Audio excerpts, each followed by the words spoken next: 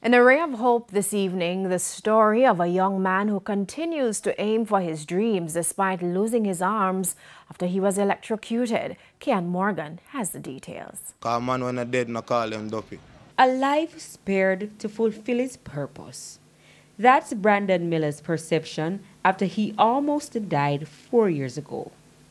At 26 years old, Brandon, who is from Paris Crescent in Montego Bay, St. James, was a hard-working mason and welder who loves music and video editing.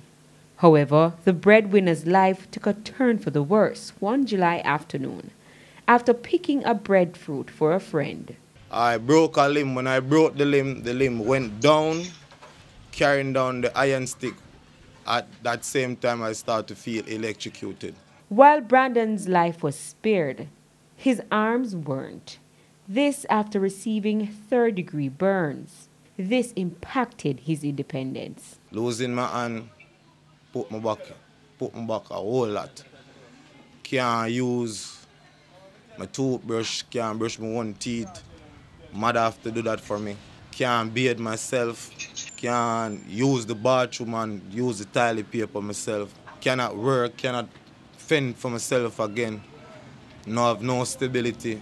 It devastated him. It just carry tears at my eyes, but I just try to cope and try to see past the incident that happened and try to think forward ahead, because the greatest thing I have in life. But what he didn't lose was his love for music. Music inspired me in a whole up a way. Music give me faith. Without music, I'm like, there's no life for me.